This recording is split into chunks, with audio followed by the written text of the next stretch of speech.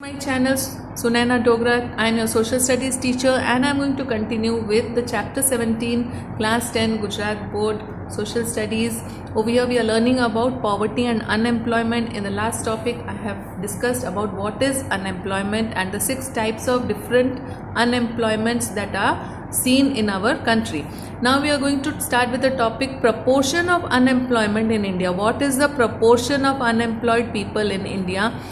See, state-wise, the condition of unemployment is different because indifference of employment exchange in registration, the details of the people interested in getting job, it is difficult to take out exact or appropriate figure. अब कितने लोग हैं जो employment exchange में जाकर वहाँ पर अपना रजिस्ट्रेशन करते हैं कि हमारे पास ये डिग्री है तो हमारे लायक जो भी काम हो वो जब भी वैकेंसी निकले तो हमें मिले, पर ऐसे बहुत सारे लोग हैं जो काम ढूंढ रहे हैं लेकिन उन्होंने एम्प्लॉयमेंट एक्सचेंज में अपना रजिस्ट्रेशन नहीं किया है, तो इसलिए ये सर्वे कर पाना बहुत ही मुश्किल है कि एग्जैक्टली कितने लोग एम्प्लॉयड हैं और कितने अनएम्प्लॉयड रह गए हैं.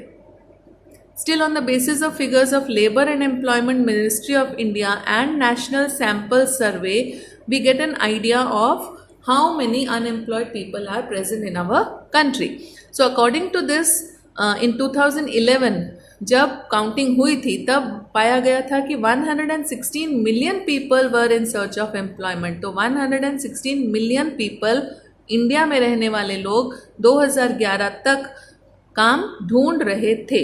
32 million people were uneducated unemployed. तो बहुत सारे अराउंड 32 मिलियन लोग ऐसे भी थे जो अनएजुकेटेड अनएम्प्लॉयमेंट में फंसे हुए थे because they were not educated, they were not having the training or the skill.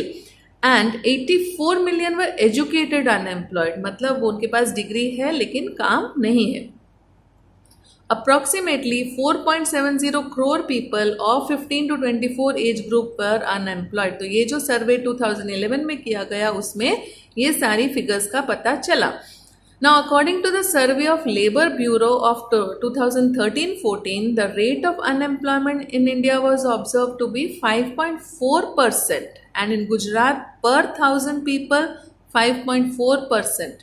तो आप सोचो कि 5.4% लोग गुजरात में 1000 में से अनएम्प्लॉयड थे in 13-14, and per 1,000 people in Gujarat, 12 persons were unemployed. In 2009-10, per 1,000 people, 34 persons, that is 3.4% were unemployed in the urban areas in India. तो ये सारी जो फिगर्स हैं ये बताती हैं कि हमारे देश में कितने सारे लोग पढ़े लिखे या फिर अनपढ़ या फिर उनके पास ट्रेनिंग नहीं है और कितने उनकी परसेंटेज ऑफ अनएम्प्लॉयमेंट है. So in India, more unemployment has been witnessed in states like Sikkim, Kerala, West Bengal, Uttar Pradesh, Chhattisgarh, Jammu Kashmir, Tripura. While ratio of unemployment in Himachal Pradesh, Haryana, Karnataka, Chandigarh and Gujarat has remained low. तो कौन सी states हैं जहाँ पर unemployment high है, तो वहाँ पर आपको नाम लिखने हैं सिक्किम, केरला, वेस्ट बंगाल, उत्तर प्रदेश, छत्तीसगढ़, जम्मू कश्मीर, त्रिपुरा. ये आपका 1 मार्क क्वेश्चन भी आ सकता है, ट्रू और फॉल्स में भी आ सकता है कि is Sikkim a high unemployed state और low unemployed state. So you have to write. And in the low unemployed states who all are there? Himachal Pradesh, Haryana, Karnataka, Chandigarh and Gujarat. Now, condition of unemployment in Gujarat is good and noteworthy. According to an estimation, 15% highly educated people are youth. तो गुजरात में 15% बहुत ही पढ़े लिखे लोग रहते हैं जो young हैं. 66% youth of the world who are youth of 35 years of age live in India. तो पूरे वर्ल्ड के 66% जो यंग पीपल हैं उसमें से हमारे देश में रहने वाले लोग भी काफ़ी सारे हैं. सो 35 years of age live in India. तो इसका मतलब क्या है कि इंडिया जो है वो यंग इंडिया है, इसीलिए कहा जाता है because there are so many young people in India. Around 66% of the whole world's youth are in India. If India wants to become superpower on the basis of youth, it will have to change unpleasant form of unemployment. तो अगर India चाहता है कि वो एक super power बने, उसके लिए उसे एम्प्लॉयमेंट की तरफ बहुत ध्यान देना पड़ेगा और बहुत सारे जो हमारे यंग यूथ है उसे एम्प्लॉयमेंट देना पड़ेगा. The main reasons responsible for increasing unemployment in India are increase in population, then theoretical knowledge is only there, no practical knowledge is there, and then technical knowledge और skill is also very low. इस वजह से हमारी country में बहुत सारे लोग unemployed रह जाते हैं बिकॉज वो लोग प्रॉपर अपनी ट्रेनिंग नहीं लेते हैं. और साथ ही साथ क्योंकि हमारा देश एक किसान देश है जहाँ पर ज़्यादातर एग्रीकल्चर पर डिपेंड होता है, तो वहाँ पर भी रेनफॉल इरेगुलर होने की वजह से ज़्यादा रिस्क होता है.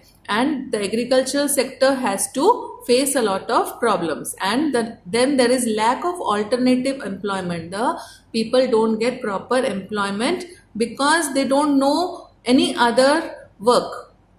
They are not trained for any other work. And also the caste system and a joint family system, जो ये चीज़ें हैं ये भी हमारे देश में बहुत ही लोगों को पीछे ले जाती हैं because the economy of that family is divided among more members, and so the living standard is affected and people are forced to follow traditional business. और जहाँ पर यहाँ हमारे देश में क्या होता है कि ज़्यादातर जो पूर्वजों का वर्क था, बिजनेस था, हम लोग वही फैमिली बिजनेस को ही आगे बढ़ाने में लग जाते हैं. हम कुछ नया सीखने की ही कोशिश नहीं करते हैं.